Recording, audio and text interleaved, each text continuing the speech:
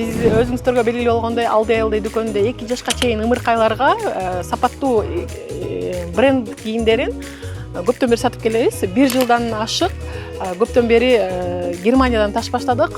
Өзүңүздөр эгер салыштыра келсеңиздер, бул кийимдердин баалары официалдык сайтынан дагы бир канча арзан. 2 жашка чейин ушундай кийимдерди издесеңиздер, Aldi дүкөнүнө кош келиңиздер.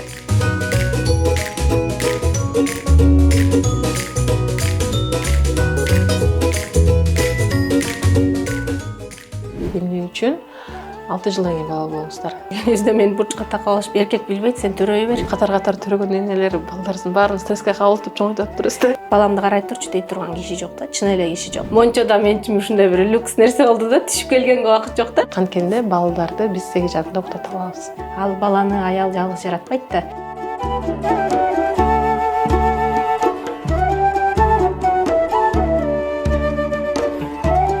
Саламатсыздарбы биздин улуу урматтуу ата-энелер. Биздин каналыбыздын демирчиси Aldi дүкөнүнүн ар бир дүкөндөрүндө кыргыз тилинде балдарга тиешелүү, бала тарбиясы тууралуу тиешелүү жана ата-энелерге керектүү китептер сатылып келет. Ошол китептердин бир канча кыргызча, өзү Канадада жашап, бир канча кыргызча китептердин жазып жаткан китептердин автору, заманбап жазуучу жана блогер айым Айсулуу Алмазды чакырдык. Саламатсызбы? Саламатсызбы? Айсулуу, сизди Инстаграмда өзүңүздүн аудиторияңыз сизди аябай жакшы тааныйт, өзүңүздүн катталуучуларыңызды жакшы билет. Биздин YouTube катталуучуларга өзүңүз жөнүндө тааныштырып кетесизби? Жана сизди мисалы Инстаграмда издегенде Айсулуу Алмаз десе чыкпайт экен. Анан өзүңүздүн каймана атыңызды эмне түшүндүрөт, ошону да айта кетсеңиздер. Саламатсыздарбы? Жылдыз эже, эң биринчиден сиз менен таанышып атканыма абдан кубанычтамын. Экөөбүз 1 жылга жакындап калды байланышып атканыбыз. Анан өзүмдү кыскача түрктөр айткандай кыска эле кесип тааныштырып коеюн. Өзүм финанс адисимин. Монреалда, Канаданын Монреаль шаарында жашап атканыбызга 6 жылдан ашты. Финанс тармагында иштейм. Анан бош убактымда ошо Инстаграмда блог алып барам, 5 жылдан ашты. Блогумда жөнөкөй салтуу Канадада же чет өлкөдө кандай жашоо деген блог эмес, ушу биздин коомдогу, биз көмүскөдө уят деп, бул нерсени айтпайт деп катып жабыштырып, мындай жазык алтына калтырып койгон көйгөйлөрдү алып чыгып, анан жазып айтып турам. Анан ошол көйгөйлөрдү жазып атып күндөлүктөрүм жакында эле китеп болуп чыкты.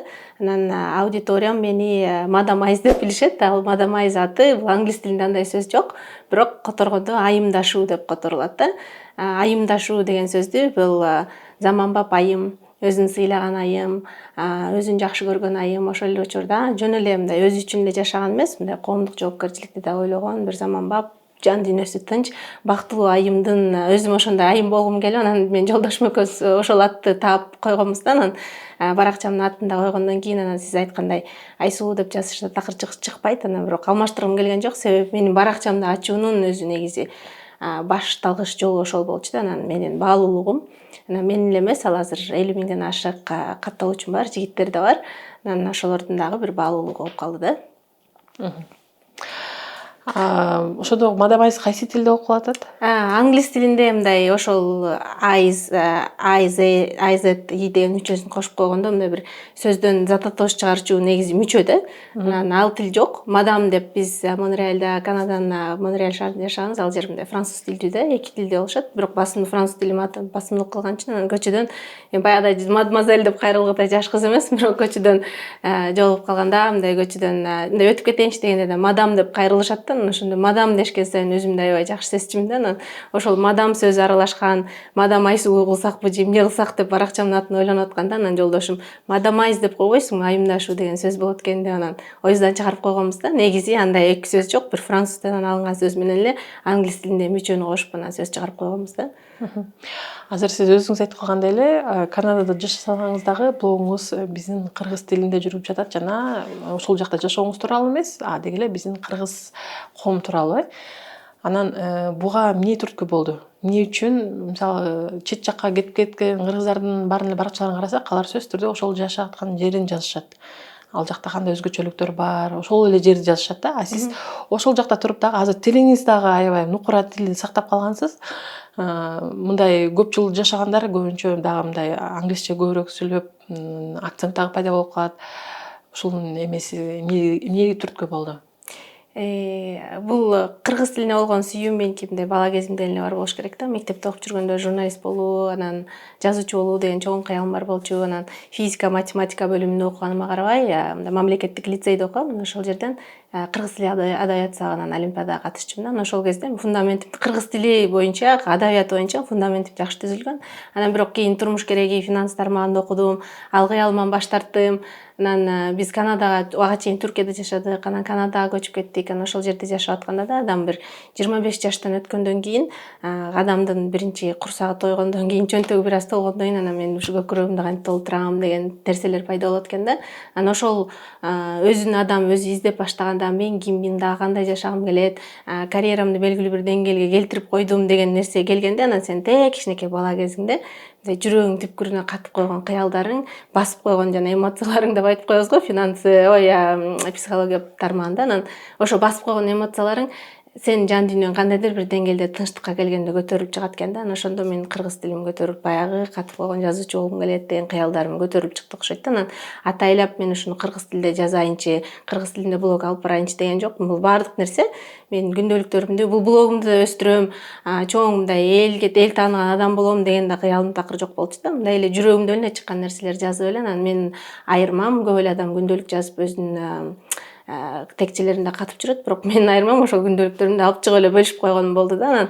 Анан жакшы нерсени жазсаң, чын эле мындай жан дүйнөңдү жалаңачтап, эч нерсени жашырбай болгондой жөнөкөй кылып жазсаң, ал жүрөктөн чыккан сөздөр баары бир башка бирөөнүн жүрөгүнөн да орун табат экен да. Анан ошентип туруп эле блогум 5 жылда аябай өнүгүп кетти да. Анан сиз айткандай, албетте ушул эле жазган нерселерди англис тилинде да жазсам, дүйнөлүк аудиторияга чыксам, бир канча миллиондогон катталуучум да болуп өнүгүүм мүмкүн болчу. Себеби биз экспат деп коебуз, азыр чет өлкөдө карьерасын жасап көчүп кеткендер, менсималдар, Канаданын жарымы эле экспат да. Ошо менсимал карьерасын курганы келгендер, иммиграцияга келгендер. Анан менин көйгөйлөрүмдү жаза турган болсом, алардын да жүрөгүнөн орун тапмак да. Анан бирок ушул кыргыз тилдүү чөйрөдө мындай сапаттуу контентке ыктыяж бар экенин көрдүм да.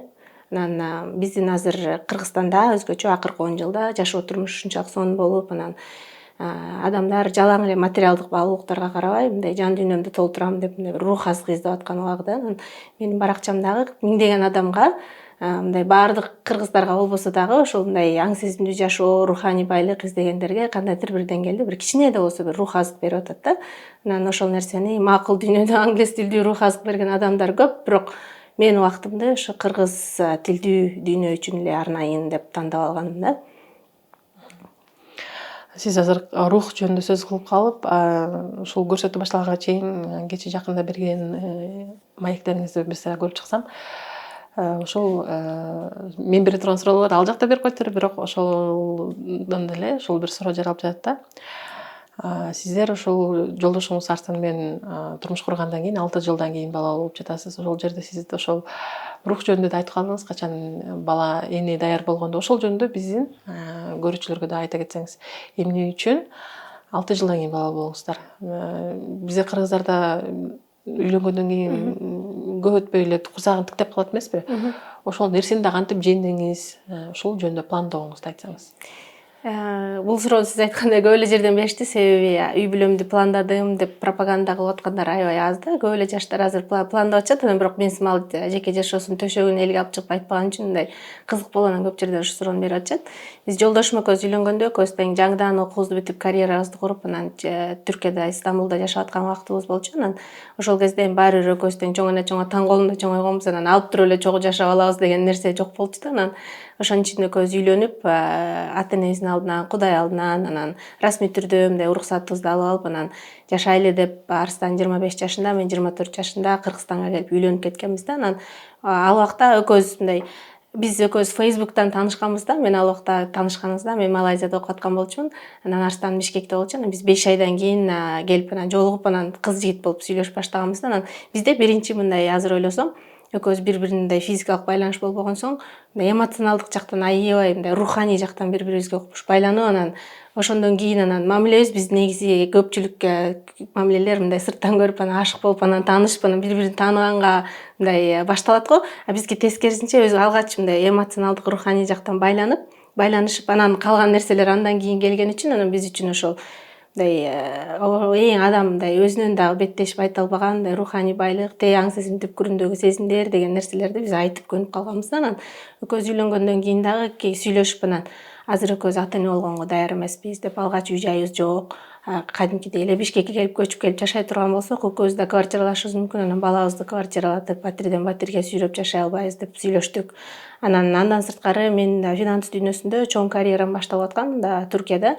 Мындай бала төрөп бакмак турсун, эмизбек турсун, мындай уктаганга да убактым жок болчу. Жылдыз эже мындай 4-5 саат эле уктачумун да күнүнчү. Анан ушундай оор нерсенин убагында мен үчүн ал ошол нерсе аябай кызык болчу. Анан жолдошум да карьера куруп атты.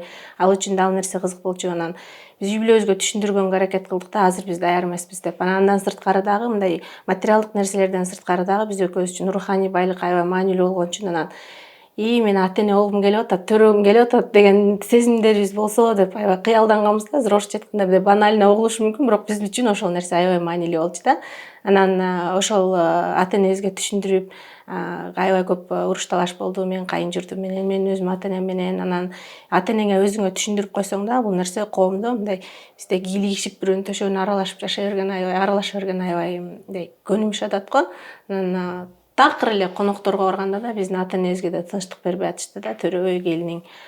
Анан балаң балалуу болбойбу деп, жана биз Кыргызстанга келгенибизде мени бурчка такап алышып, эркек билбейт, сен төрөй бер, алып келсең эле бага берет деп мен айтчумун да, Арстан да азыр ата эне ата болгусу келбейт, күтө тургула депчи. Анан айтсаң да эркек билбейт эч нерсе деп ушинте беришти да. Анан ошентип отуруп анан биз Канадага көчүп кеттик.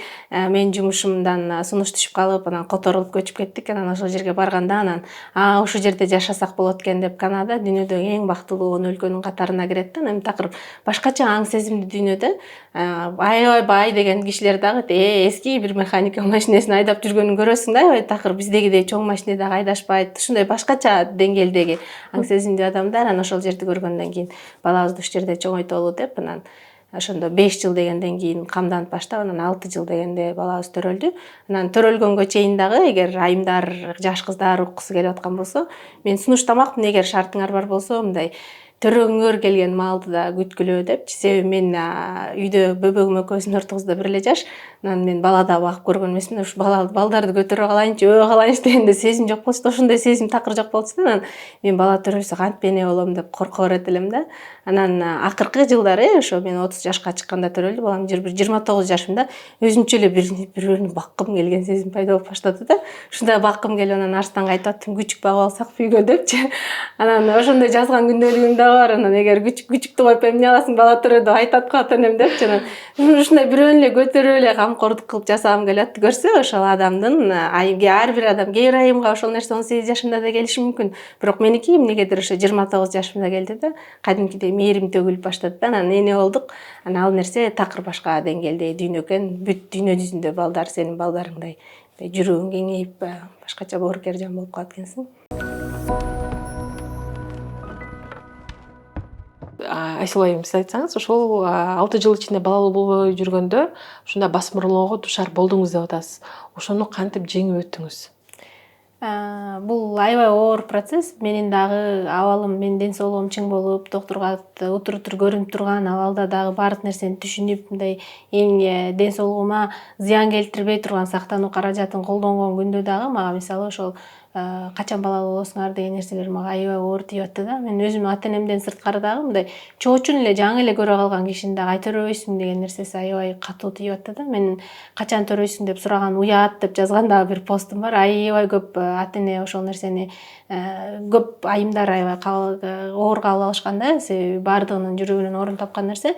Анан мен дагы төрөй албай аткан, мисалы кыйналып аткан ата энелер дагы аябай көп да. Анан бизде мындай ылгабай эле мындай жеке чегара астында бул аябай төшөк маселеси, жеке маселеси да. Ошол нерсе бала төрөө деген төшөктөн жарала турган нерсе да. Анан ошол нерсеге чейин ичине кирип барганы бул аябай оор тиет да. Анан мисалы эң жөнөкөй конок чакырганыбызда же эки кишинин башы кошулганда эле эми мындан кийин тиги жентек тойго келели деп койсо деле ар жакка барып ыйлап калат элем да мен. Бул менин ден соолугум, абалым баары жакшы болгон күндө да эмнеге булар түшүнүшпөйт? Биздин азыр үй жайыбыз жок, балалуу болгонго шартыбыз жок. Эмнеге биздин айтканыбызды түшүнбөйт? Биз азыр төрөбүз десек деле болбойт деп эле ошондой жөнөкөй мага мындай баталар да катуу тийген абал болуп калган да. Анан ошол убакта мен чындап чын жүрөктөн төрөй албай жанагындай доктурду кыдырып жүргөн айымдарды эстеп мен аябай жүрөгүм ооручу да. Мага эмне деген каттар келет да. Анан мисалы бирди төрөгөндөн кийин да кайра биринчи төрөдү дагы оор болуп кийинкисин төрөй албай аткан айымдар аябай көп. Мисалы жалаң кыз төрөп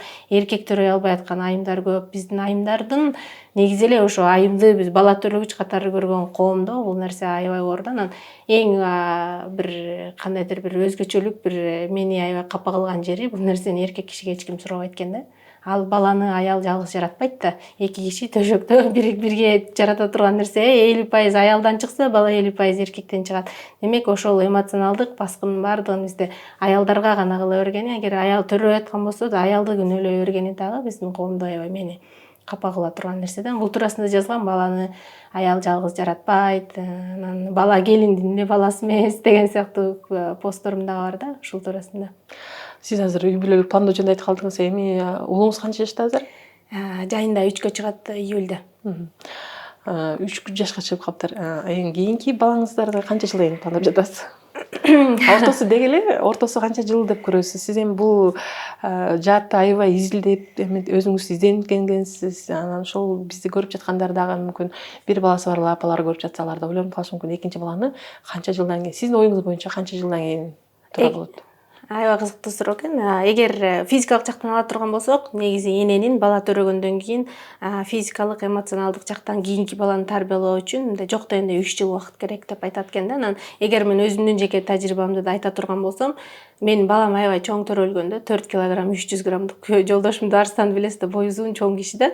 Анан мен канчалык өзүмдүн ашыкча килограмм албайын деп мындай жеген тамактарыма да маани берип аракет кылган менен кош бойлуу кезимде балам ушундай сөөктүү чоң бала болуп төрөлдү да. Анан төрөлгөндөн кийин жанагындай разрыв деп коебуз го, өзүм төрөдүм. Анан ошол нерселердин баардыгы болуп анан 5-6 айда араң физикалык жактан өзүм калыбыма келдим. Андан кийин анан депрессия болуп баштадым.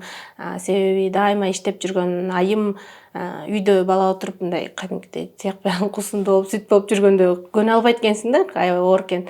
Анан жалгыз болот, анын үстүнө чет өлкөдө да жашайбыз. Анан баламды карай турчу дей турган киши жок да, чын эле киши жок. Анан ошол убакта баламдын чоң энеси болсо, ата энеси болсо, ошолор адамдар жанында болсо жок дегенде 2 саатка берип мончого түшүп келет элем да деп мына ошондо мончодо мен үчүн ушундай бир люкс нерсе болду да, түшүп келгенге убакыт жок да. Анан ошол нерселердин баарын ойлоп анан 1 жылдан кийин жумушка чыктым. Андан кийин мен баламды 2 жашка чейин эмиздим. Бул баланын ден соолугу үчүн, аң сезимин өзгөчө мээсин өнүгүүсү үчүн баласы энеси менен мындай эмоционалдык жактан байланыш, эң негизги байланыш бул сүт болуп атпайбы. Анан 2 жашка чейин эмизген соң жакшы деген нерсени окугандан кийин анан биз ошону 2 жашка чейин эмизгенге туура келди. Анан 2 жашка чейин физикалык жактан менин боюмда болгонго да мүмкүнчүлүк жок болчу, себеби бала эмизип аттым. Андан кийин азыр эмчектен чыкты, жайында былтыр жайда азыр чоңоюп тили чыгып баштады. Анан балам дагы өзүнчө эле мамалак да, эйбай мен да бала саакмынбы, анан үйгө кичинекей бала алып келелиби десек, жок деп ушинтет да, шок болот. Андан кийин бул нерсенин өзүң даяр болгондон кийин психологиялык тарабында караш керек экен. Биздин иним экөөбүздүн ортобуз 1,5 эле жашта. Анан мени чоң деп бөлүп коюп эле, анан иниме эле таттуунун баары, оюнчуктун баары берип эле, анан мен кандайдыр бир деңгээлде таарынган сыяктуу болуп чоңойгом да, мен деле бала экем деп көрсөчү. Анан ошол нерселерди эске алып, анан биздин балабыз качан бөбөккө даяр болгонун күтүп, анан ошондо төрөйлү дедик да. Себеби 30 жашка чыкканда мен мындай психологко барып калган киши болушумду каалабайм да. Анан мектепке барганга чейин күтө туралы деп ойлонуп атабыз. Канадада балдар 5 жашында мектепке барат. 1 жыл даярдоо курсунда жүрүшөт. Андан кийин 6 жашында мектепке барат. Анан ошол убактарда төрөсөк, мен дагы мындай менталдык жактан да даяр болом, анан балам да даяр болот го деп ойлоп атабыз да. Көрөк, демек балаңызга басым жасап коюптур, анын каалоосуна. Анан бул болбосо эне бир төрө болгондон кийин эненин жатын жакшы бала келе дей берет экен да. Көчөдөн бала көрсөң деле көтөрүп, кичинекей бала көрсөң эле кайра төрөгүң келип эле ошо сезимдерди жашагың келе берет экен да. Анан бирок тилекке каршы балалуу болгондон кийин өзүмчүл боло албай калат экенсиң да. Балаңды ойлойт экенсиң, анан жанагынтип жармашып турса, азыр мен келип башка бир баланы эмизип аткан болсом, аябай чоң стресс болот да. Анан кененеде башка бирөөнүн баласын көтөрүп койсом да ошону көтөрө албайт да. Анан балам кыйналып калат го деп ойлоп, анан күтүп атабыз да, бир 2 жылдан кийин. Анда биз катар төрөгөн энелер балдарынын баарын стресске кабылтып чоңойтуп атыптырбыз да. Ал нерсеге да кошулбайм, себеби жана канадалык белгилүү психолог Джордан Петерсон да айтып калат, эгер 3 баладан көбүрөөк бала төрөгөн болсоң, балдар өз алдынча коомду түзүп алышат депчи. Анан эми бул ата энеден көз каранды да. Сиз аябай аң сезимдүү энесиз да. Мен баракчаңызды карап көрүп турам. Ар бир балаңызга көңүл бөлөсүңөр. Кечинде китеп окуп атканыңарды да көрүп мен аябай суктанам да. Анан бул нерсе баланын ата эненин дагы баардык балама бирдей адилеттүү сүйүү бере аламбы деп даяр болгону да. Эгер биз Кыргызстанда жашаганыбызда, жаныбызда туугандарыбыз боло турган болсо, албетте биз деле төрөмөкпүз. Анан бирок биздин дагы шарт кереги мындай азыр экөөбүз бир эле балага жете алатабыз да. Сиздин мисалы апаңыз аралашып турат экен бул жактачы. Анан мындай жардам болгон жерде дагы бала төрөсөң болот да. Анан дагы мындай эненин дагы аң сезимдүүлүк деңгээли канчалык деңгээлде даяр да. Ошону балдарымды адилеттүү түрдө ар бирин өз алдынча бири-бирине салыштырбай жакшы көрө алам деген нерсе да. Анан бул албетте материалдык жактан дагы көп көз каранды. Анан биздин азыр Монреалда үйүбүз кичирээк, анан бир аз үйүздү бир аз чоңойтуп алганан дагы төрөлү дегенбиз да. Ар бир балабыздын өзүнүн бөлмөсү болсун деген сыяктуучу. Бизде кыргыздар айтып коет эмеспи, ырыскы балан менен келет депчи. Ар бир баланын өзүнүн ырыскысы бар. Буга сиз кошулбайсызбы? Ошондо мүмкүн экинчи бала келгенде кандайдыр кайсы бир эме менен үйүңүз да чоңоюп кеңейип кетет. Ушундай Кудай дагы ушундай жол берет кеңейткенге деп. Бизде кыргыздарда ушундай нерсеге көп ишенишет да. Анан сиздерде мындай сиздерде дегеним Канадада жашап калган мындай сиз өзүңүз айткандай ошо чет өлкөдө көп жашап калган кыргыз катары буга көз карашыңыз кандай? Жок, ар бирөөнү даярдап алып анан деген тура болот дейсизби же кандай? Ар бирөөнү даярдап алат деген ата энеге бир аз жеңилирээк болот окшойт да. Себеби мен баардык шарттарды түзүп алып, анан мына отурам деп керек болсо жолдошум да менен кошо декреттик көрдүгүүгө чыкканга да финансыбызды да даярдап алган убакта да мен чоң депрессияга кабылдым да. Анан мен аябай мындай чоң асан кайгымын да. Бул кишиден да көз каранды болуш керек да.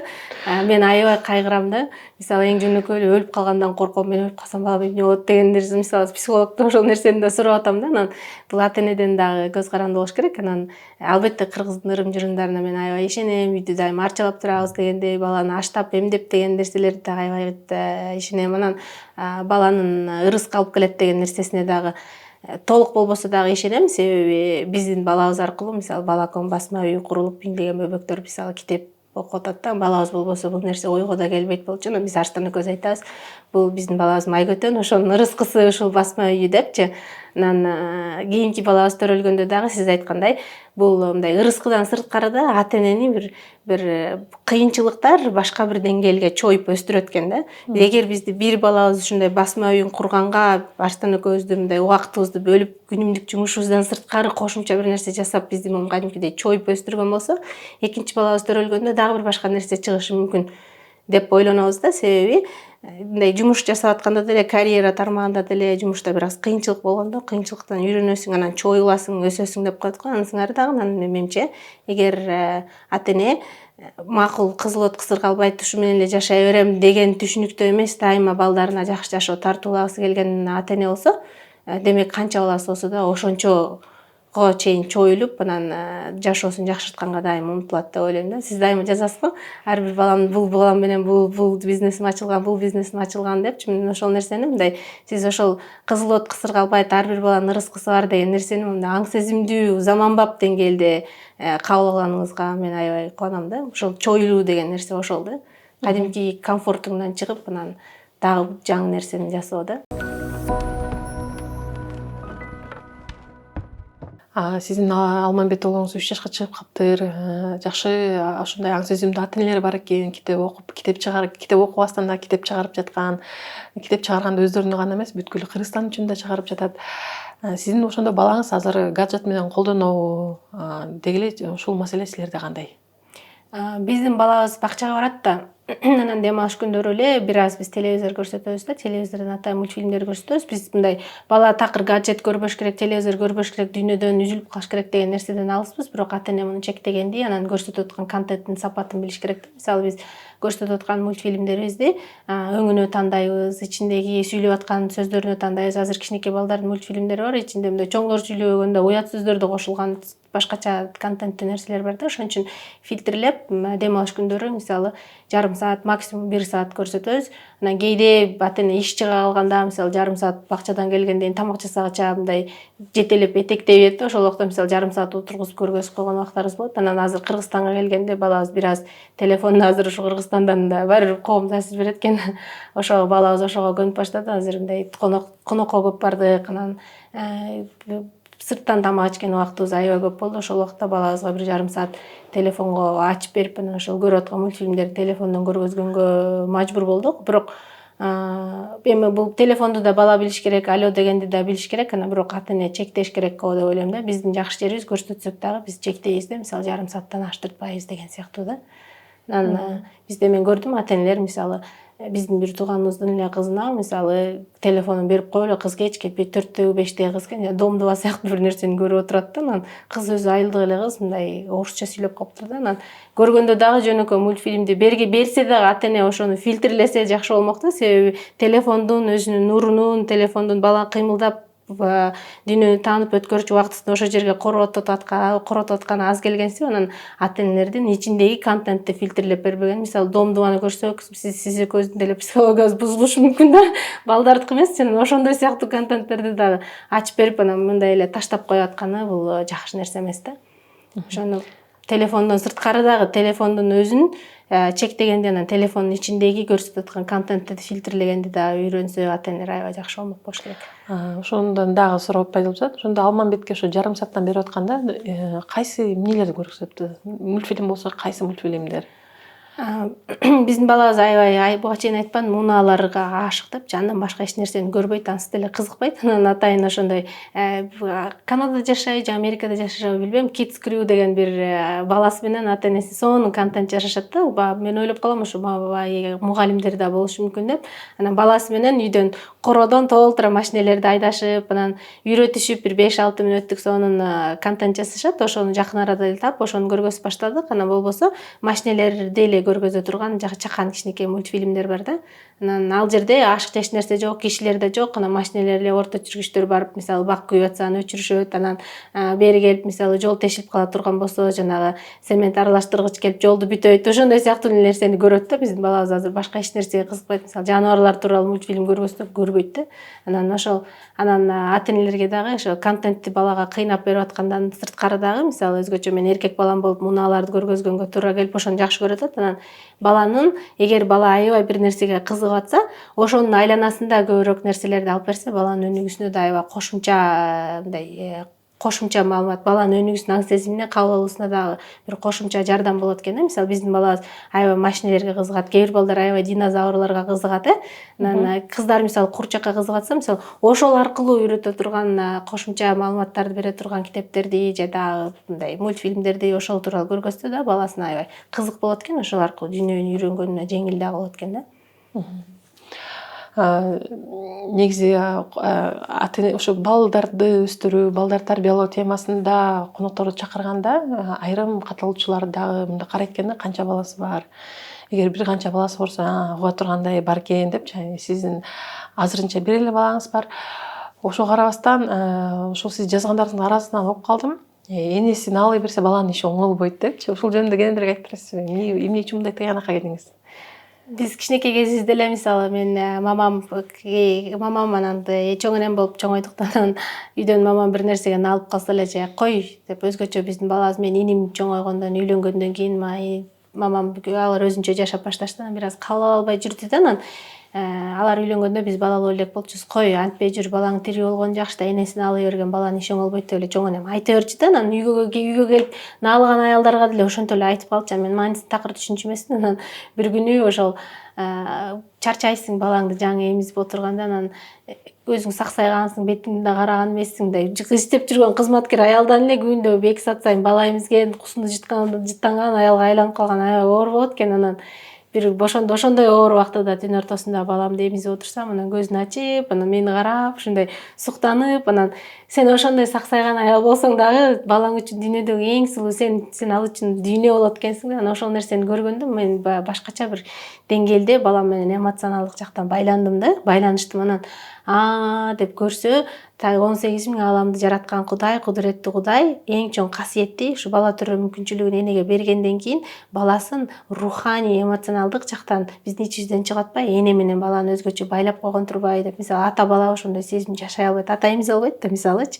Анан эмизип атканда ошондой сезимдер болот экен да. Анан көрсө, ушул эле ушунчалык бийик байланыш кантип эле балаңды эмизип бүткөндөн кийин эле токтоп калсын. Эмне үчүн биз энелерибиз кандай оор мамиле кылып атса да биз аларды шартсыз жакшы көрөбүз. Эмне үчүн эне ыйык дейбиз? Бул сезим бүтүп калбаш керек да деп мен ошол нерсеге тыянакка келип ойлонуп отуруп, анан көрсө, сенин руханий жактан балаң сага байланган, сен ага байланган үчүн анан энең сенин пейилиңди оңдобосоң, наалый бере турган болсоң, балаңа нааразы боло бере турган болсоң, ошо мисалы эң жөнөкөй жасаган жумушун жактырбасаң, кийин чоңойгондо алган жарын жактырбасаң, келдим деп кечке жактырбай мындай изаар тилиңди чача бере турган болсоң, балаңа сөзсүз түрдө бул руханий абалына таасир берет турбайбы?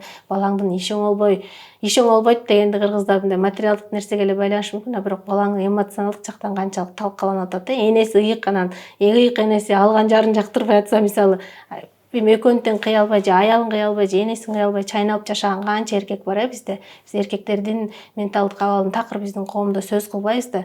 Анан көрсө мындай көбүрөөк мындай кыздан сырткарыда, кыздан чыгып дагы азыр ушу баласынан алып жүргөн ушундай башы айланып калды, аялы начар чыгып калды, аялын сөзүн сүйлөйт, балам ушундай болуп калды деп аткан энелерди ойлоп, анан көрсө эне напсисин тыя билиш керек турбайбы? Бул мен үчүн менин жашоомдо эне болуп алуулугум ушул болсун. Балам кандай жашоону тандаган күндө дагы мен албайын. Баламдын руханий абалы үчүн менин дагы руханий абалым, менин аны жакшы көрүп турганым шартсыз маанилүү турбайбы деген тыянакка келип ошол күндөлүктү жазып, анан ошо менен бүтүрүп коюп, анан элеп алып, анан уктагам да. Анан ошол күндөлүктү жылда бөлүшөм. Бөлүшкөн сайын энелер ушундай өзүнө жакын кабыл алышып, дайыма мындай хит пост болот да. Демек, бул чоң энеңиздин айткан сөзүн дагы сиз өзүңүздүн иш жүзүндө дагы өзүңүз сезип алыптырсыз бул нерсени. Ушундай өзүңүздүн балаңызды эмизип атып ошол нерсе келип, ошол сөздүн маанисин түшүндүм дегениңиз да.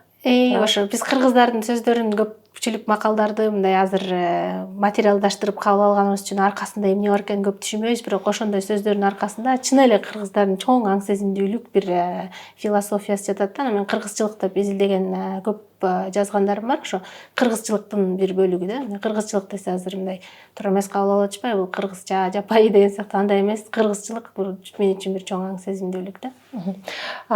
Биздин каталуучуларга кайрыла кетейин. Унутпай лайк басып, бөлүшүп, ушул Айсулуу менен болгон маегизден өзүңүз үчүн эмне маанилүү нерсе ала алдыңыз, комментарийге сөзсүз жаза кетсеңиз, бул дагы биздин командабызга жагы сиздердин колдооңуз болот.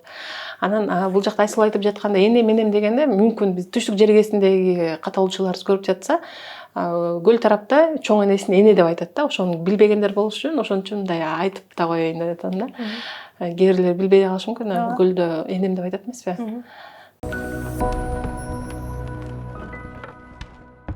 Сиз азыр айтып калдыңыз, Канада дагы бактылуу өлкөлөргө кирет, анан ал жакта байлар дагы жөнөкөй эле мындай эле бир машина айдап жүрүшөт депчи. Балдарды тарбиялоодо өзгөчөлүктөрдү айтсаң, Кыргызстандагы менен сиз азыр Кыргызстанга акыркы убактар көп келе баштадыңыз жолдошуңуз менен. Анан ошо айырмачылыктар, ал жакта балдарды өстүрүүдө кандай ыкмаларды колдонушат, анан Кыргызстан кандай нерселерди өзүнө алса туура болот? Аябай кызыктуу суроо. Канадада эл негизи аябай жөнөкөй да.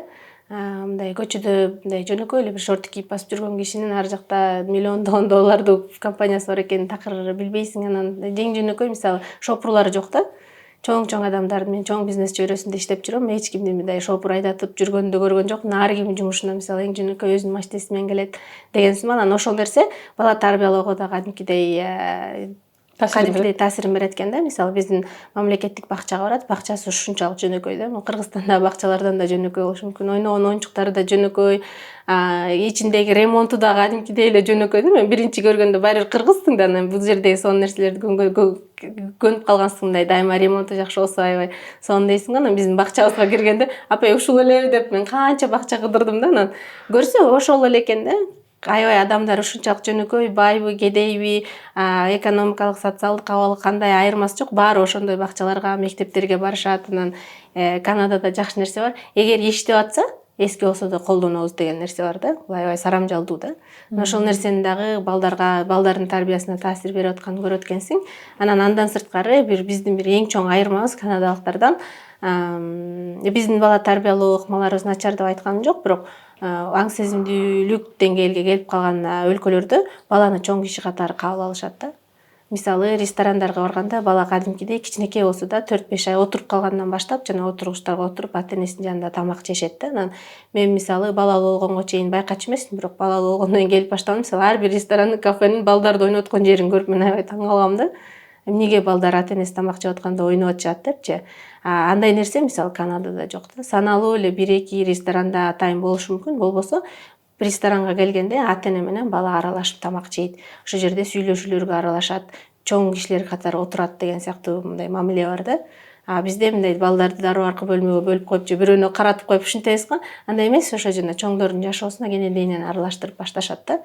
Анан биздин дагы балабызга ошол тарбия аябай таасирин берип атат. Анан азыр үйдө туугандарыбыз чоң энеси чоң иштей турбайбы, балаңарды баккан аябай оңой турбайбы, баарын билет турбайбы, түшүнөт турбайбы деп атат да. Демек ошол кенедей кезинен мындай адам катары кабыл алган аябай таасир берет экенин биз өзүбүздүн тажрыйбабызда да көрүп атабыз да. Демек азыр сиз айтып калдыңыз, Кыргызстандын кафелеринде ойногон бала зоналары көп болсо, Канадада андай жок э? Канадада мүмкүн Кыргызстандагыдай катар төрөбүздөр. Ушинтип бирден бир бала болгондо көбүрөөк көңүл бөлөсүң да. Бизде мисалы кафе барганда биз да эс алгыбыз келет, энелер өз алдынча туугандар менен сүйлөшкөндө ушундай балдарды ойнотуп турган, тескерисинче кафе издегенде бала ойной турган жери бар бекен, ошого карайбыз да.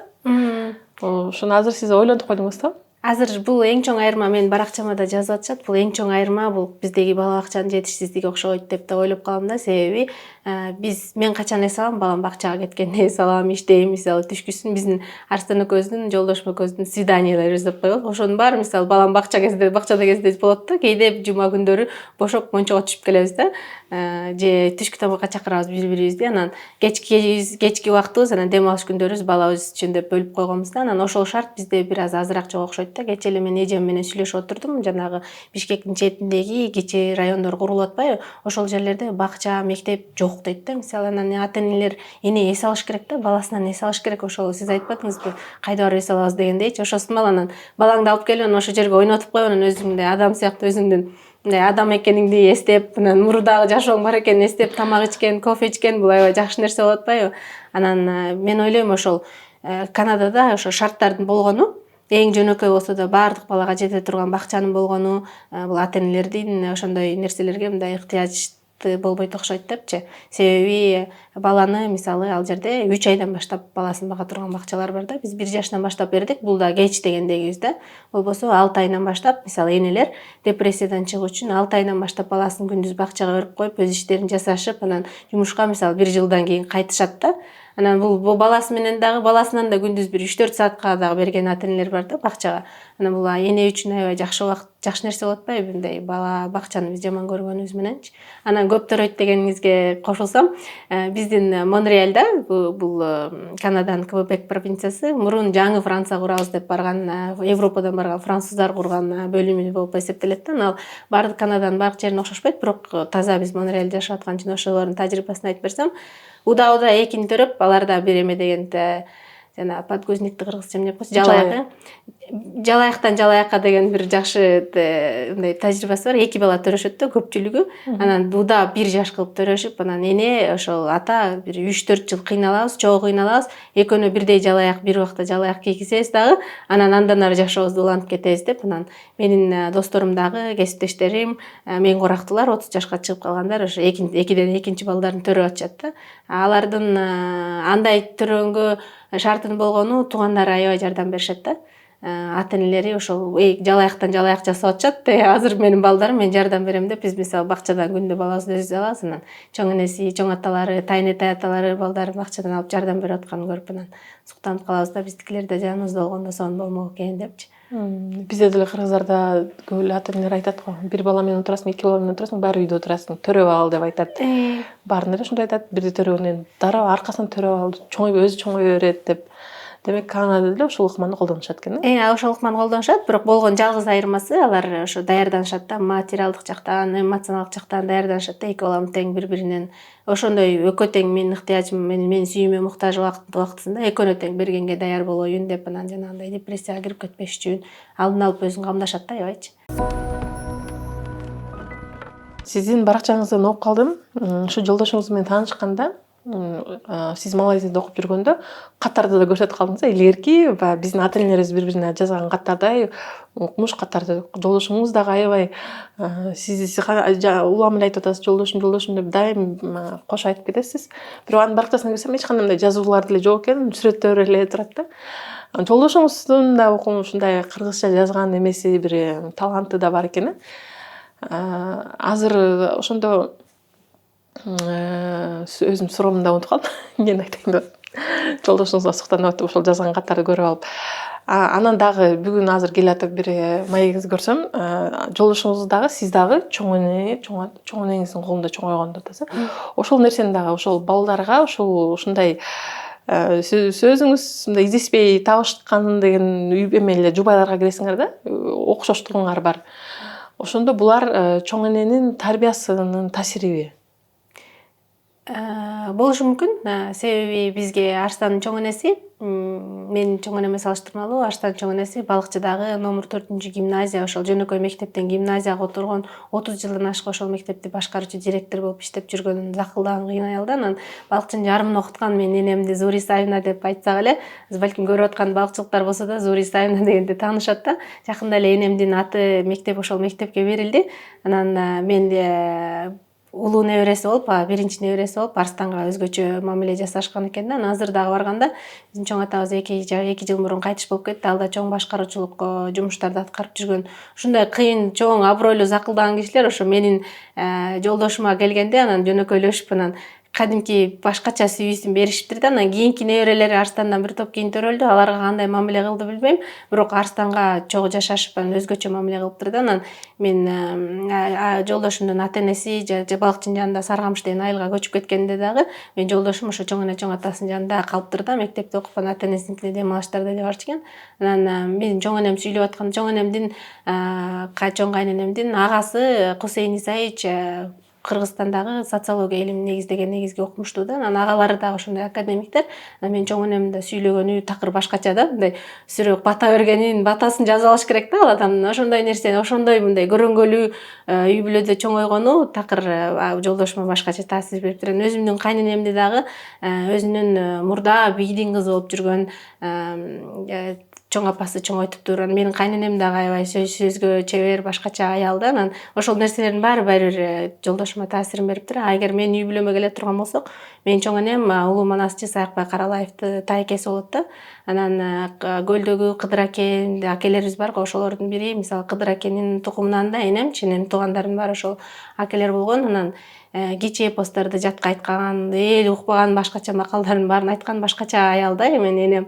Анан мени тамашалап калат, сени көчүктөн түшүрүп эле өзүм баккам депчи. Анан дайыма ошол кичинекей кезибизде морекинде китептерибиз жок болуп, анан энем мага ырдын баарын, ошол нерселердин баарын жаттатып, окуганды санаганды үйрөткөн ошол энем болчу да. Анан кичинекей кезибиздеги ошол биздин кыргыз тилине болгон сүйүүбүз, ошо руханий байлык, анан материалдык нерселерден чыгып, башкача мындай бул дүйнөгө келгенге мындай өзгөртүү үчүн келгенсиң деген нерселерди, ошол багажды бизге 5 жашка чейин баланын мээси аябай ийкемдүү болуп, анан ким экенин тааныган убакты, маанилүү убакты айтып коебуз го. Ошол экөөбүзгө тең ошол убакта чоң энелерибиз сиңирип койгон окшойт да. Мисалы менин мамам да чоң акын, жакында китебин чыгара алды деп атабыз. Акыркы бир 10 жылдан ашты. Бир 10 чакты миң ыр жазды да. Анан ошол нерселердин баардыгы баары көрсө кандай чөйрөдө чоңойгонун таасир берет экен да. Анан менин балам, кайненем, өзүм эне болгондон кийин кайненеме болгон мамилем такыр өзгөрдү деп жазгандарым да бар да, балким окудуңуз билбейм, бирок менин ошол нерсенин кийин чоңойгондон кийин ошол биздин ичибизге салган көрөнгөнүн канчалык маанилүү экенин, ошол биздин чоң энелерибиздин ролу ушунчалык сонун бизге бир кийин да эстей турганга, адам экенибизди эстей турганга мындай пайдубал куруп бергенин көргөндөн кийин анан мен мен баягы кайненем менен болгон конфликттин баарын жоюйун дагы менин баламдын чоң энесинен ала турчу ошол байлыкка мен бир тоскоол болбоюн деп анан мен аябай оңолдум да. Кайненеме жасаган мамилем такыр өзгөрдү, ал дагы өзгөрдү. Анан мен кайненемди кайнене эмес, апа бул менин баламдын чоң энеси деп кабыл алдым да. Себеби мен үй бүлөдө чоңойгом, кайнене келин конфликти болгондо бала же энесине тарта албай, же өзүнүн апасына тарта албай, анан кимисин жакшы көрө албай чайналат да.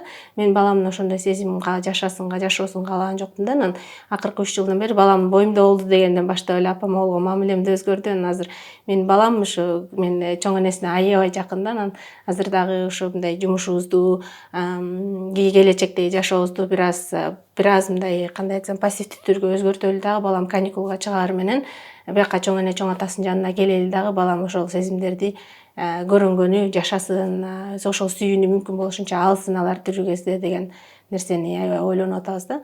Анан жолдошума кат жазган деген нерсеге келгенде, ошол нерселердин баардыгы келип анан баары бир мындай башкача кадимки салттуу жашоодон, күнүмдүк тиричиликтен сырткары чыгып, башка нерселерди ойлонолучу деген нерсеге алып келет экен да. Мисалы башка Канадада туруп, мисалы Кыргызстан мени аркылуу башка толтура бизнестерди деле жасасак болот болчу. Мүмкүнчүлүктөр көп, бирок бизге мындай руханий байлык бере турчу бир нерсе жасагыбыз келип күтүп жүргөндөн анан ошол мисалы китептерди баштаганыбызда ошол нерселерин ошол мурда жазып жүргөн каттардын уландысы да. Эми китептерге кайрылсак, ошол балдарга арнап Балаком деген басма үйдө атасыз. Ушундай уже кандай 3 китеп жараттыңыз да, балдарга арналган китептерден. Өзүңүздүн китебиңиз менен жалпы 4 китеп чыгып атат. Анан бул менен да чектелбей дагы да жазып жатыпсыңар, Анан мындай нерсени көбүнчө балдарга арналган китептердин да тарыхын карап келсек, бир канча балалуу болгондор жазышат экен да. Анан сиздин балаңыз да азыр кичинекей экен, 3кө эми чыгат экен. Кантип мындайга келди болду? Эмне түрткү болду? Кандайдыр бир муктаждык болдубу? Ооба, бул жеке ар бир бизнес, сиз өзүңүз бизнес тармагында жүрбөйсүзбү? Бизнес бирөөнүн көйгөйүн чечиш керек экен да. Анан бул китептер да басма үйдө бир кыргыз бөбөк адабиятында бир чоң көйгөйдү чечип баштады да. Бул алгач биздин үй бүлөнүн көйгөйүн чечти, анан бул жалпы масштаб деңгээлге чыгып анан жалпы кыргыздарга мындай көйгөйүн чечип баштады. Биз балабыздын өзүбүз кыргыз тилине болгон сүйүүбүздү буга чейин айттым го. Анан балабыздын да кыргыз тилин билип чоңоюшу биз үчүн абдан маанилүү болчу. Анан өзгөчө мындай 30 жашка жакындап калганыңда өзүңдү киммин деп издей турбайсың. Мен ошондо издегениңде өзүңдүн улутуңа, анан ата тегиңе, анан тилиңе маани берип баштайт экенсиң. Себеби биздин аң сезимибиз ошол тек илгерки урпактардан, илгерки ата бабаларыбыздан бери келген ДНКларды камтыйт экен да. Мисалы эң жөнөкөй манасты айтсак, кыргыз тилине кандан жүгүрө турган нерсе, бул аң сезим түпкүрлүгүндө чоң бир байлык да, кыргыздардын гана тиешелүүчү. Анан ошол сымал адам өзүн бүтүн сезиш үчүн ошо тилинин болгону дагы чоң жардам берет экен да. Мисалы Арстан экөөбүздүн дагы эң жакын мамиле курганыбыздын себеби, мисалы мага орус тилдүү жигиттер көп чуркачу. Мисалы такыр байланыша алчу эмесмин, сүйлөшө алчу эмесмин да. Себеби мен орусча сүйлөгөнүмдө өзүмдү өзүм сезбейм да. Кыргызча сүйлөгөн жигит керек эле да. Анан ошондой кыргызчанда менин деңгээлиме чыгып сүйлөш керек болчу да. Бардыгын түшүнүп, жанагы фразеологизмдерди, кемпирдин сөздөрүн кошо калганын түшүнгөн киши керек болчу да. Анан Арстан менен сүйлөшүп, байланышып калганыбызга дагы бул тилдин дагы аябай чоң мааниси бар деп ойлоп, анан ошон үчүн биздин балабыздын дагы чет өлкөдө чоңоюп атканына карабай, бирок кааласа каалабаса да ал кыргыз да. Анан тилин билсе, анан кийин 30-га чыкканда кайра мен кимин деп өзүн издегенде өзүн бир бүтүн адам сезсин, жанагы иденттүүлүк деп коебуз го. Ошо иденттүүлүк кризисин жашабасын. Мен киммин, мен ошол жердеги французмунбу же кыргызмынбы деп өзүн жоготуп ортодо калбасын деп анан кыргыз тилин үйдөн аябай биз жалаң курсакта кезинен кыргызча сүйлөп баштаганбыз. Анан биз андан кийин балдар китеп дүйнөсү деген бар экен. Балага 3 айынан баштап биздин балабызга китептер сатып берип окуп баштадык. Анан китепканаларды көргөндө 0-дөн 2 жашка чейин, 2 жаштан 5 жашка чейин деген шумдук бөлүмдөр бар экен да, китеп бөлүмдөр. Эми ал жерде миңдеген китептер. Анан ошолорду көрүп биз аябай байкуш болуп чоңойгон турбайбыз. Биздин китепти жыртык алипемден башка эч нерсе жок болчу деп мен ошол күнү биринчи барганыбызда эчтеке китеп сатып албай, мындай бир жан дүйнө боштугу менен келгем да. Биз кандай балалык көргөнбүз деп. Анан балабызга албетте андан кийин китептер сатып берип аттык. Анан акыркы 2 жылда Кыргызстанга келгенибизде китеп дүкөндөрүн кыдырып, анан ушундай сапаттуу, мындай баланын мисалы бурчтарын баары атайлап бала үчүн кесилген, мындай ооз башын тытып кетпегидей, барактары катуу кыргыз тилдүү китептер болсо балабызга сатып. Мен жок экенин билген эмесмин. Анан келип Бишкекте болгон китеп дүкөндөрүнүн баарын кыдырып чыктык да. Ошондой китеп жок экен. Анан таппай койдук ал нерсени. Мына алыпкы Instagram баракчамда да айткам, ошондо көп ата энелер кайрылып келип жазган, бизде жомоктордон башка китеп жок деп. Тили жаңыдан чыгып аткан 5-6 айлык балдарга, мисалы, отуруп калган балдарга андай китеп жомокторду окуп берсең да окубайт да, түшүнбөйт, анан кызыкпайт. Анан биз Канадага барганыбызда так, мисалы, менин алгачкы кыргызча, англисче 100 сөзүм деген китепсим ал. Ошол канадалык балдардын алгачкы 100 сөзү деген китеп бар болчу да, балабыздыкычы. Анан ошол китептин эле аналогун кыргызча жасайлы биздин балабызга. Анан ал китепте мындай канадалыктардын жашоосу көрсөтүлгөн үчүн биздин эле төшөктөр, комуз, желек деген сыяктуу биздин кыргызга тиешелүү, мисалы, эң жөнөкөй лепешка ошонун ичинде жок да. Анан биз балабызга түзүп баштадык. Аштан бир аз фотошоп билчү, дизайнын карап, анан изилдеп, анан түзүп баштагандан Instagramга баракчама бөлүшсөк, бизге да бери ошол китепти дешти. Ата энелер айтышты, сен балаң кыргыз жүрөнө берсин, биздикини англисчесин жазып кой деди да, анан биз жүрөнүп алабыз депчи. Анан ошентип эле биз чогуу менин баракчамдагы ата энелер менен биргеликте ушул китепти жасаганбыз. Анан былтыр сентябрда даана ушул китептен даана 2000 1 тонна китеп Кыргызстанга алып келдик. Анан кайда сатабыз деген ой пайда болду. Анан ошондо каякта сатсак, эмне кылсак деп издеп отурганда эле сиздин алдай баракчаңыз, биздин бир ошо балаком деп алдына китебиз чыга элек деле баракчабыз деп ачып коюп, анан сезимдүү ата энелик жөнүндө бир маалымат бөлүшүп баштаганбыз. Ошол видеолорубуздун бирөөнү силер бөлүшүптүрсүңөр да, анан көрүп алып ошондо билдим сиздин дүкөндөрүңүз бар экенин. Анан сизди таап карасам, сиз менин баракчамда экенсиз. Анан Жылдыз эже, биздин китептерибизди ушундай сатышыбыз керек болуп атат деп жазганымда, сиз дароо ооба дегенде мен аябай шок болуп, аябай кубангам. Сизге чоң рахмат бизди колдоп бергениңиз үчүн. Андан кийин бул китеп чыккандан кийин ата энелер аябай сонун кабыл алышты.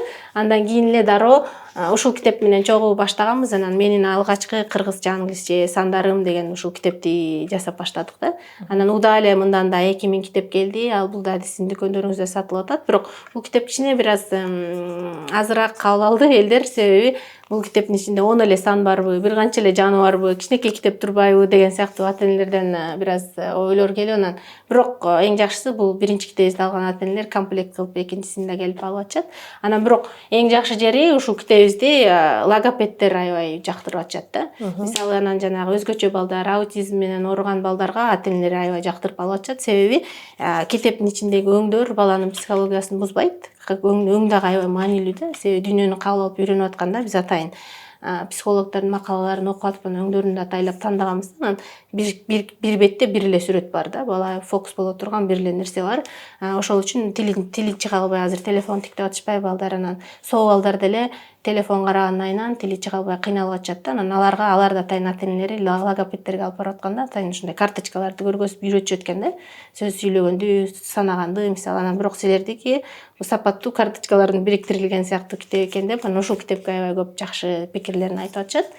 Андан кийин бул эки китепти жасагандан кийин фирмабызды басма үй катары Канадада каттаттык расмий түрдө, Кыргызстанда каттаттык. Анан мындан ары да көбүрөөк жаңы бөбөк адабиятында экинчи багытта китептер чыгарып баштайлы. Ата энелердин башка көйгөйлөрүн чечсин. Мисалы, эң биринчи китебибиз ошол бөбөк адабиятында Бейпил Түн деген китебибиз чыкты да. Оонду YouTube каналдан Мончок Бейпил Түн деп издесеңер эле 1000ден ашык ата эне баласы уктарды угузуп башташыптыр. Атайын музыкасын жаздырганбыз. Анан эгерде өзүңөр нота биле турган болсоңор, бул нота менен ырдап койсоңор болот да. Бул Бейпил Түнүн ырын. Бул китепти жасаганыбыздын эң негизги себеби биз аң сезимдүү ата энелер тууралуу, баланын уйкусу, баланын ден соолугу тууралуу маалыматтарды аябай көп бөлүшөбүз. Ошондо ата энелер бизге жазып баштаганда, сенин балаң кантип 8:30 уктап калат, менин балам түнкү 12-ге чейин жүрө берет деп эле жаза беришти да. Анан биз Кыргызстанга 2 жолу келдик да, балам бул китеп чыкканга чейин.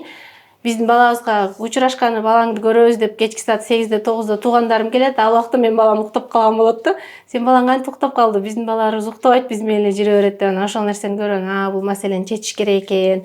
Биздин ата энелердин балдарын кечки саат 9-га чейин уктатканды үйрөнүшү керек экен деп, анан ушул китепти ойлонгонбуз. Биздин балабызга биз аябай көп ырдап беребиз. Англисче ушундай Бейпил Түн ырдап берген китептери көп.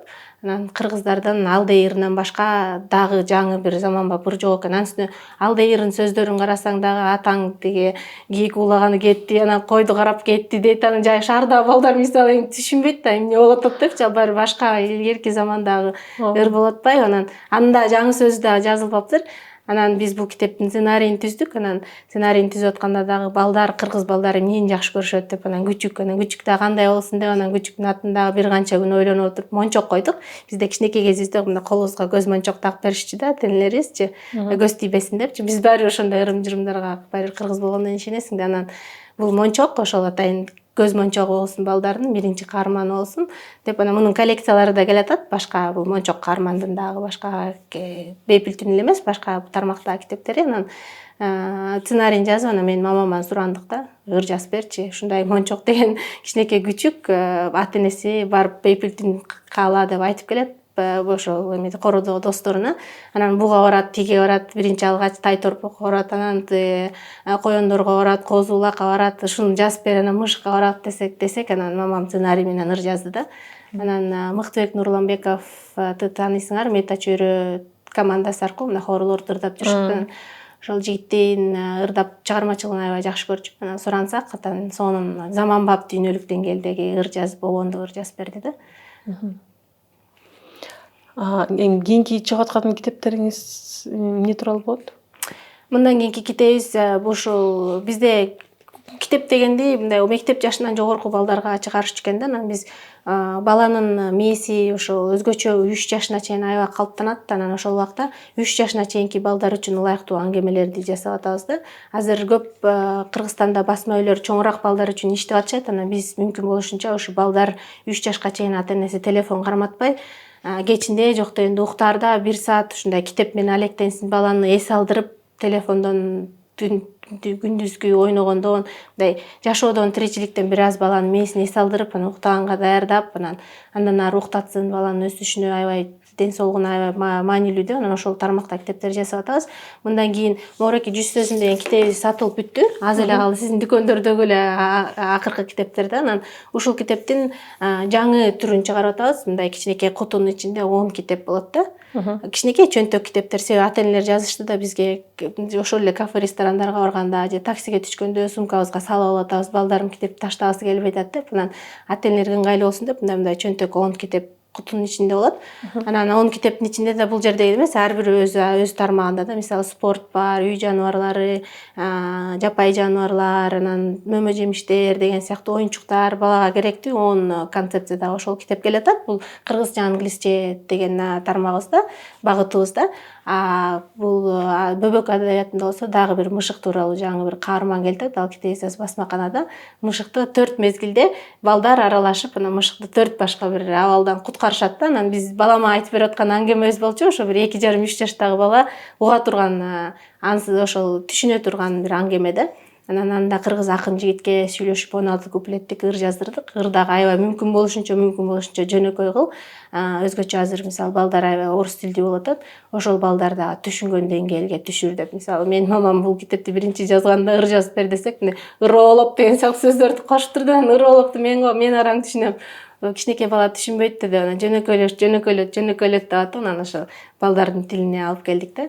Азыр ошолда кийинки 2 китебибиз чыгып атат. Андан кийин дагы биз акын жазуучулар менен сүйлөшүп атабыз, кыска аңгемелерди алып келип атабыз. Анан Демек, балдар китебине арналган акындар дагы мындайча айтканда жок болсо экен да? жок. Мисалы акындар жок экен, балдар китебин тарта турган сүрөтчү жок экен. Байкасаңыз, Омайра Микаэль өзү Будапештте жашаган эл аралык деңгээлдеги сүрөтчүгө тарттырдык да бул китептин ичин. Себеби биринчиден ооба бизде сүрөтчүлөр бар экен, бирок бизде электрондук сүрөт тарта турган иллюстратор деп коет да. Бул сүрөтчү эмес, иллюстратор. Ошондой иллюстратор жок экен да.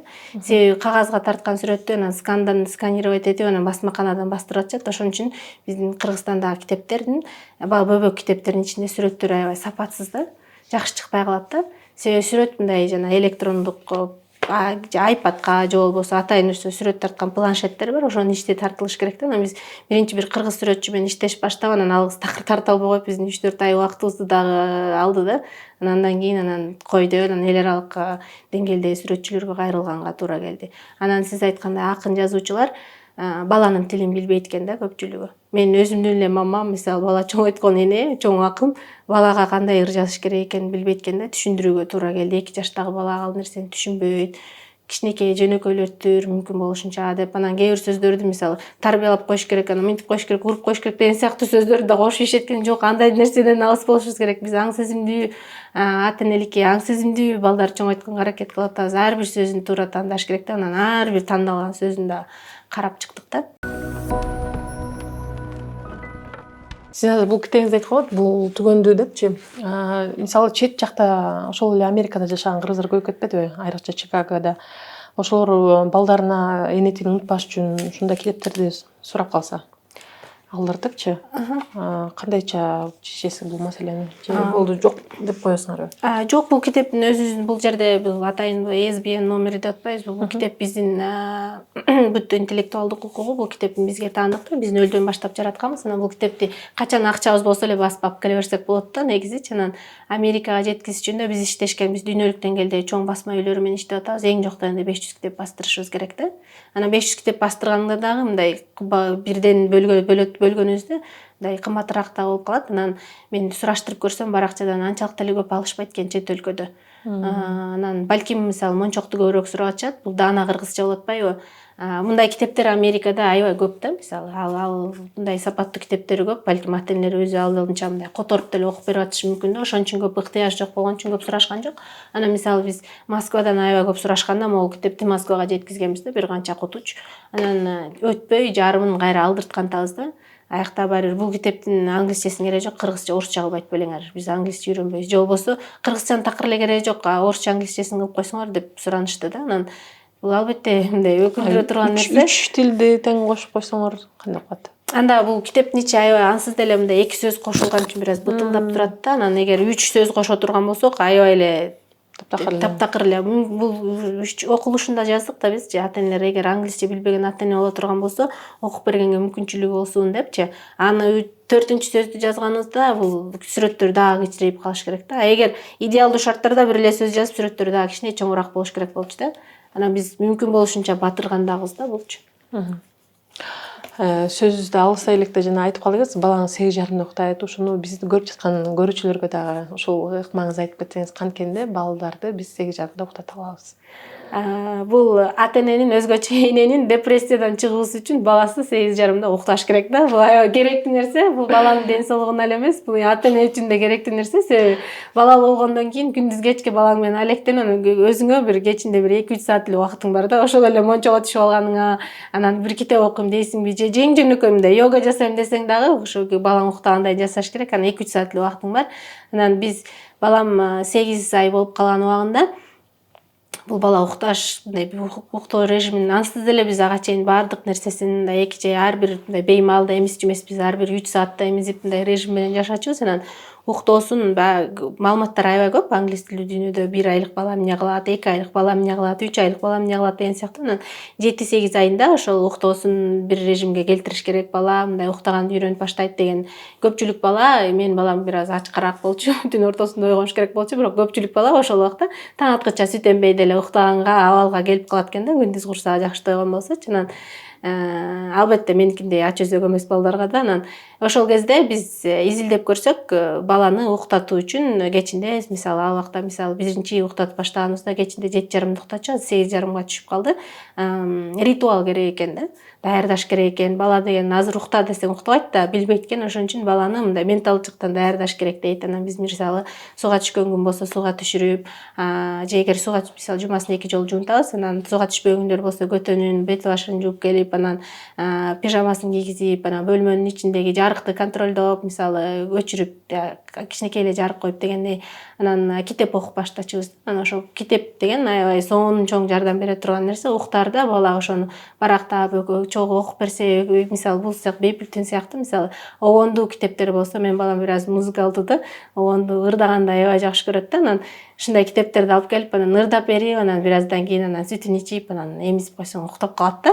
Бир 15-20 мүнөт эле боло турган нерсе, бирок бала үчүн бул ушунчалык маанилүү нерсе да. Анан бул мисалы биздин бейпүлтүн деген китеп өзгөчө музыкасында болгону азыр ошол ритуалды ата энелерге жасаганга сонун жардам берип атат. Бизге каттар жазып атышат.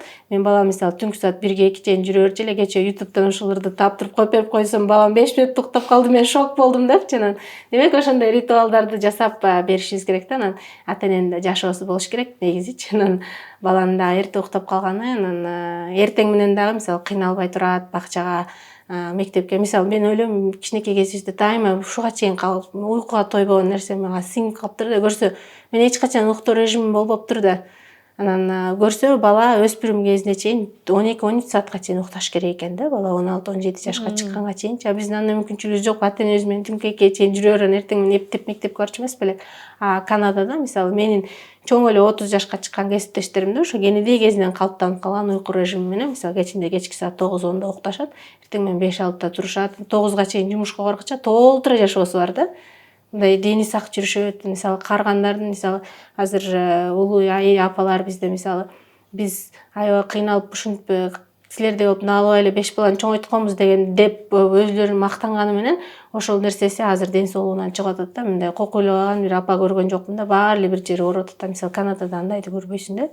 Демек ушундай эң жөнөкөй уктоосу, тамак ичкени, анан өзүнүн менталдык абалын караганы кенедей кезинен калыптандырсак көрсө дени сак болот турбайбы? Карыганда эң жөнөкөй карыганда оорубайт турбайбы деген нерсени түшүнөт экенсиң да. Ал жана дагы невропатологдор да айтып кетет эмеспи? Саат кечки 10-дон кечки 10га чейин уктап калган баланын дагы ошо керектүү көлөмдө мелатонин дагы чыгып, бала дагы мындай кээ бир балдар орусча айтканда нервный болот го, ошол мелатонин жетишсиздигинен депчи. Эгерде көбүрөөк түнкү маалда керектүү маалда уктаса, ошол мелатонинди керектүү дозада алса, балдар дагы сиз айткандай тынч жүрөт да, Канадада жашаган элдердей болуп. Бул дагы биздин өзүбүздүн ден соолугубузга камкордук экен. Сиздин балаңыздын тили чыгып жатат дедиңиз. Балаңызга кечинде бул ушул китебиңизден башка сырткары дагы жомок айтып бересизби? Жомокту каяктан аласыз? Мисалы биз кырча жомок окуп берейин дегенде изденип калат экенбиз да. Ошол жомокторду да чыгарайын деген оюңуз барбы? Жомок эмес, аңгеме чыгаралы деп атабыз. Бизде мындай баардык концепт илгери Ашка кемпир болуптур деген жомок деген сыяктуу эле түшүнүк калып калган. Андай нерселерди укпайт экен. Менин балам мисалы ар бир баланын өзүнүн кызыкчылыгы болот дейт. Менин балам жанагындай унаалардын ар түрдүү унааларга эми ашык да. Биздин аңгемелерибиздин баары унаалар аралашмайынча укпайт да эч нерсени. Эң жок дегенде мисалы эң жөнөкөй мисалы бир күнү кечинде жатып алып, мисалы өзү сурап калды, азыр эмнени айтып берейин десең, кызыл машинени айтып бер дейт же көк машинени айтып бер. Кызыл машина, көк машинеге өзүбүздүн эле эмебизди ойчогубузду колдонуп, анан оюбуздан чыгарып аңгемелерди айтып беребиз да. Анан ошол мисалы мындан кийинки мышык деп жаралып аткан аңгемебиз биз Арстан экөөбүздүн ошол балабызга айтып берип оюбуздан чыккан аңгемелердин негизинде чыкканда, анан ойлодук себеби эгер биздин балабызга 2 жаштагы балага кызык болот атса, демек башка балдарга да кызык болушу мүмкүн деп анан ошол нерсенин иллюстрациясы аябай сонун сүрөттөр укмуштан тартылды. Анан ошол нерсеге бала да кызыгат болуш керек деп ойлоп калдык. Анан албетте бул нерсе жетишсиз. Англис тилинде ошондой балага 2 жашта, 3 жаштагы балага жомок эмес, аңгеме белгилүү бир эле теманы камтыган аңгеме, мисалы эң жөнөкөй тиш жууганды эле үйрөтө турган болсо, сонун кызыктуу аңгемелер бар да. Ар бир бетин ачканда бирден экиден эле сүйлөм камтыган, бала тиш жууган эмне экенин процессти бир үйрөнүп алат да. Анан ошол сыяктуу китептерди көбүрөөк чыгаралы деп ойлоп атабыз да. Себеби биз өзүбүздүн балабыздан, өзүбүздүн жеке тажрыйбабыздан көрүп атабыз. Биздин балабыз төрөлгөндө чоң энеси толтура жомок китеп салып ийген бизге. Эч бирин карабайт экен. Ичине карасаң мындай дөөлөрдүн сүрөттөрү, коркунучтуу жаныбарлар, жазуулары да башкача. Аны мен деле окуп отурушум керек. Мени окушум үчүн бир ал китепте 2 жомокту окушум үчүн 20-30 мүнөтүм керек экен да, анан балага чыдабайт да. Азыр сиз жолдошуңуз экөөңүз китеп жаатында китептер көп чыгарып, ушул теманы көп изилдегендиктен азыр мен үчүн мисалы жакшы жаңылыш болду да. Сиз айтып атпайсызбы? Балдар жомок деген ал илгери деген менин балам өтпөйт экен, аңгемени айтпаш керек экен. Ушул дагы да мындай эме болду да, мындай сигнал берди. Менин деле балдарым жомокту укпайт да. Анан демек аңгемелерди айтып беришим керек экен, сиз айткандай кызыктуу бир нерселерди. Муну дагы кантип билет элеки? Ушундай сизге окшогон, ушундай изденүүдө жүргөн, ошол бир багытта алып жүргөн адамдардан билсек болот экен да. Айсул, эми сиз финансист, өзүңүздүн кесибиңиз боюнча финансистсиз. Анан биздин чоңой эле калган балдарыбызга же өзүңүздүн эле балаңызды мисалга келтирсек, Алманбетке финансылык сабаттуулук боюнча канча жаштан баштап балдарыбызга айтып башташыбыз керек? Ушу финансист катары сиздин кеңешиңиз? Бул негизи финансылык сабаттуулук деген нерсе сарамжалдуулуктан башталат. биз балабызга азыр бул акча кайдан келет, эмне болот деген нерселерди түшүндүрө турган деңгээлге келе элекпиз. Биздин Балаком KG деген баракчабызга кирсеңер, ушу финансылык сабаттуулук боюнча сонун макалаларды изилдеп, арстан жазып койгон сонун маалыматтар бар. Ошол постты жазганыбызда эле 1000ден ашык жактыруу келип, укмуш сонун учуп кетти да. Ошол маалыматты да кошумчалап окуп ала турган болсоңор, окуп алсаңар болот. Бирок биздин өзүбүздүн тажрыйбабызга келгенде, биздин балабызга кичинекей кезинен биз аябай сарамжалдуулукту үйрөтүп баштадык да. Мисалы мен бияктагы көп менин деле тааныш ата-энелерим бар. Ошол сыяктуу эмес, балама мен көп кийим сатып бербейм да. Сатып бербейбиз. Кийимди сатып берип тандоо боюнча менин жоопкерчилигиме калган. Жолдошум мындай мен алайын деп сүйлөшкөнбүз. Себеби ал алган кийимдерди баары жактырбайт экен. Ошон үчүн бирдей түстөгү, бирдей жөнөкөй мындай жалаң пахтанын кийими жасалган. Бала азыр кандай кийим кийип атканын билбейт. Мындай келечеги үчүн мындай азыр көп акча коротуп кереги жок да. Анын үчүн анын келечегине жумшайлы деп ошол нерсени, ошого аябай маани беребиз. Мисалы чоң мындай майрамдарды да уюштурбайбыз, чоң жентек тойдо бердирткен жокпуз. Ата-энеси мындай ырымдап эле кой союп коюшту. Азыр мисалы чоң сүннөт той берели деп атышат, ата-энеси болбойчу, анан жок, кереги жок дедик да. Бизге андай каражаттарды андан көрө акчаңар болсо бизге берип койгула, анан баланын келечегине сактап коелу деп атабыз. Анан бир эң жөнөкөй эле бир кадам, мисалы дүкөнгө барганыбызда оюнчук алганда бирдей эле алат да. Бир оюнчук сатып беребиз деп барганда бир эле оюнчук сатып беребиз да. Мындай жанагындай ач көздүккө деген сыяктуу нерселерден алыстатып, ошол нерсени үйрөтүп атабыз. Мисалы таттуу паттуу тамактарды көп жедирбейбиз. Бул баламды баардык мындай дүйнөдөн алыстатып атам деген нерсе эмес. Бул ал үчүн мындай бир жакшы бир сарамжалдуулукту үйрөтүп атканыбыз. Анан дагы бир финансылык сабаттуулук, бул ата-энелерге көбүрөөк тиешелүү. Биз балабыз төрөлгөндө эле банктан эсеп ачып, анан окуусуна атайы белгилүү бир суммада акча бөлүп турабыз да. Азыр 2,5 жашка эле чыкты, бирок бир топ акча чогулуп калды. Аштан экөөбүз алып ийгибиз келип атат да, бирок тийбейбиз деп сүйлөшкөнбүз. 18ге чыкканда эртең биз аман болобузбу, кандай болобуз, биздин жашоо турмушубуз кандай болот, эми бөйдө кырсык же оору келип калышы мүмкүн да, ал нерсени биле албайсың да. Анан ошон үчүн келечекте жашообуз кандай болуп кала турган болсо да, баламдын окуганга акчасы болсун деп анан ошол нерсени баштаганбыз. Ошол нерсени жазганда дагы биздин Инстаграмда ата-энелер аябай сонун кабыл алышкан. Кайсы банкка барсак, кандай кылсак деп. Эгерде угуп аткан болсоңор, бир банкта иштеген ата-энелер боло турган болсо, маалымат бергиңер келсе, айланаңардагы ата-энелерге депозиттердин түрлөрү болсо, ишеничтүү банктар болсо бөлүшүп койсоңор аябай сонун болот да. Ошол нерсеге аябай коом муктаж. Анан биздин ата-энелерибиз мисалы чет өлкөдө мындай биз мал акча салып аткан болсо, кыргыздарда ата-энелер мал энчилешет да. Анан эгер ошондой мал энчилеп коюп, анан көбөйтүп багып бере турган кишилериңер болсо, ал да аябай жакшы инвестиция. Мен ошол нерсени көп айтабыз. Анан мисалы биздин балабыз төрөлгөндө мал энчилеп беришкен ата-энелери. Анан ошол малдарды бир аз чоңойтуп сатып беришти. Биз баардыгын эч нерсесин коротпой алып барып, ошол депозитине салып койдук өзүнүнчү, бул келечеги үчүн депчи. Анан ошол сарамжалдуулук ошондой нерселерден башталат. Анан ошо ата-эне анан балабызды дагы мисалы дүкөнгө барганда эң жөнөкөй соода кылганда дагы аралаштырып баштайбыз. Пыйк деп мен акчасын төлөй деп, мисалы оюнчук сатып алгандан кийин акчасын төлөө, бул береки бекер келбей турган нерсе экенин билсин деп мындай жашообузга аралаштырабыз да. Анан эгер өзүң мисал болуп сарамжалдуу жашооңду көрсөтүп, ысырап кылдыртпай, өзүң мисал боло турган болсоң, анан балаңды ошого аралаштырып койсоң, ошондой эле чоңоюп калат да. Анан атайлап үйрөтүп деген нерселер жок да. Анан копилка аштыртып, анан ичине акча салдыртып деген деңгээлге келе элекпиз. Ошон үчүн анан өзүм жеке тажрыйбам болбогондон кийин аны тууралуу айтпай отурайын. Бирок биздин баракчабызга кирсеңер, сонун макалалардын чечмелеп кыргызча жөнөкөй жалпак тил менен жазып койгон постторубуз бар. Айсал сөзүнүн соңунда мындай суроо жаралып жатат да. Сиз башына келгенде айттыңыз, адамга качан материалдык байлыкка жетишип, өзүнүн руханий изденип баштаганда сиз ушул китеп чөйрөсүнө келиптирсиз. Жашыңыз аябай эле жаш, 32 жашта экенсиз азыр. Эми биздин ушул көрүп жаткан ата-энелерге сиздин финансист катары эме кеңешиңиз кандай болот? Канткенде адамдар ушундай сизге окшоп эртерээк ушундай эмеге келет. Сөзсүз түрдө Канадага барышыбыз керекпи? Же Кыргызстандан эле ушундай нерселерге жетишсек болобу дегендей. Жок, сөзсүз түрдө чет өлкөгө барыш керек деген нерсе жок. Керек болсо биздин Кыргызстанда, Арстан экөөбүздүн Канадада жашообуздан сонун жашаган кыргыздар аябай көп да. Биздин туугандарыбыз эле кабат үйлөрдө жашашат, жашашаттар, укмуш, минген машинелер укмуш дегендей. Анан мен бул туурасында да аябай көп жазгам. Биздин жана тойлор, ысырапкорчулук деген нерселерди аябай көп жазам. Анан биздин Арстан экөөбүздүн азыр ойлосом мындай ашык акчабызды чогултуп, мындай руханий байлыкка инвестиция кылганга мүмкүнчүлүгүбүздүн болуп атканы биздин көп катышыбыз жок да. Анан мен атайын опросторду, сурамжылоолорду уюштуруп, мисалычы, бул айда 3 эле конокко катышка барбай койгондо эмне сатып алат элең дегенде жооптор укмуш келген да. Мисалы эң жөнөкөй бир айым жазган, эгер мен 3 конокко барбай койсом, көрсөм үйгө кир жууган машине келет турбайбы депчи.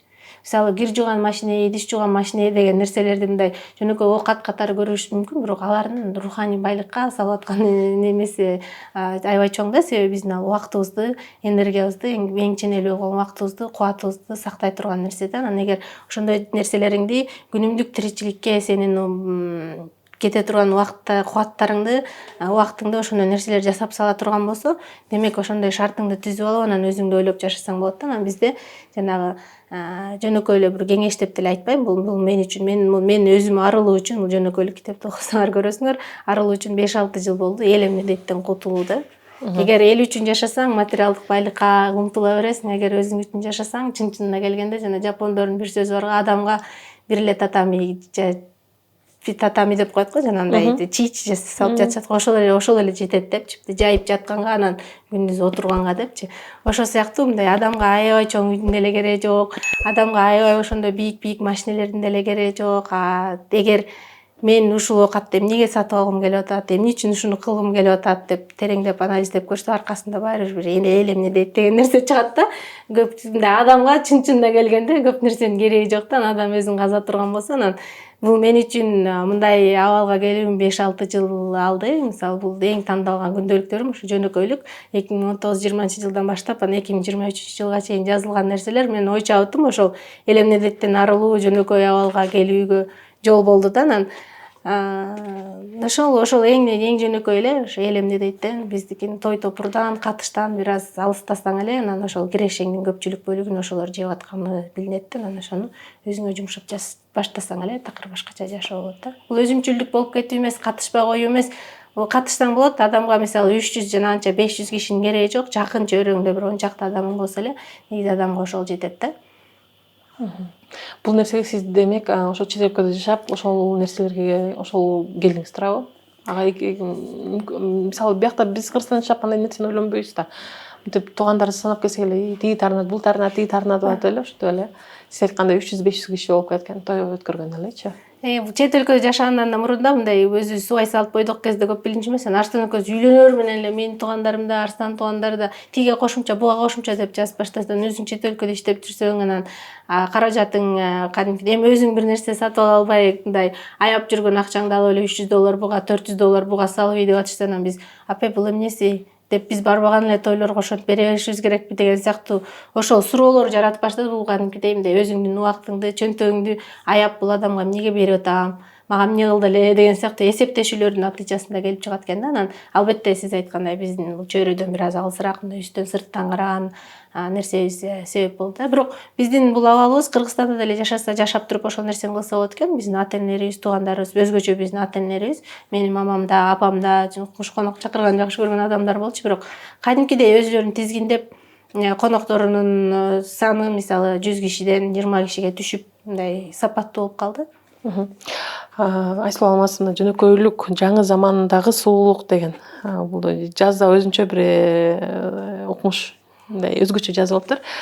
Алдай дүкөндөрүнө келди, ошол жактан алсаңыз болот. Сиз айткандай биздин дүкөндөрдө негизи балдарга тиешелүү, ата-энелерге тиешелүү гана тарбия тууралуу эле гана китептер болчу. Кечээ сиз айткандай менин жолдошум да сурап калды, эмне үчүн биздин дүкөндө мындай китеп турат депчи. Анан ал сиз тааныбайт азыр. Ушундай болуп калды, ушундай китептерди чыгарат, жок дей албадым, сөзсүз окушубуз керек деп китепти алгандан анын көзүнчө эметип койдум белем. Азыр сиз мага китеп колума түштү, сизге ыраазычылык билдиребиз. Сиздин балаңыз Салманбет 3 жашка чыгып калыптыр. Алдай дүкөндөрүндө 2 жашка чейин, бирок ошончо дагы кээ дүкөндөрдө ушу 3 жашка чейинки балдар кийимдер коет, ошону издеп атып, бизге белек катары. Чоң рахмат. Келгениңиз үчүн ыраазычылык билдиребиз. Ушундай негизи чет өлкөдө иштеп, биз өзүбүз иштеп жүргөн адам катары билебиз, Кыргызстанга келгенде убактыбыз аябай тар, аз болот.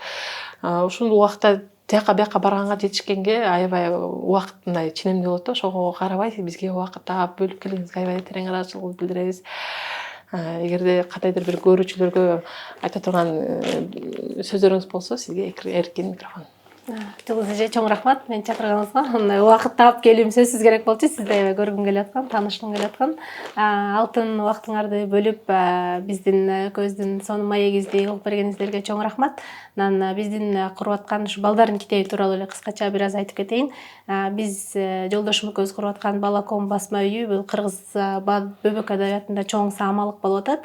Анан ар бир ата эненин ушул убакта мындай суроону улайынчы, колдоосуна чын жүрөктөн муктажбыз. Анан бул китеп аркылуу баланын келечегин азыртадан оңдосо, келечегин азыртадан карылгына керек болсо инвестиция кылуу сонун чоң мүмкүнчүлүк. Ошол үчүн анан биздин китептерди алсаңар, кошумча суроолоруңар болсо, бизге Балаком KG баракчабызда сонун маалыматтарды бөлүшөбүз. Ошол жерден алып бизге жазып турсаңар болот. Биз дайыма ата энелерге жардам берүүгө, билген нерсебизди бөлүшүүгө биз жолдошум экөөбүз эч качан аянбайбыз. Дагы байланышып, силер менен дагы таанышабыз деген үмүттөмүн. Чоң рахмат.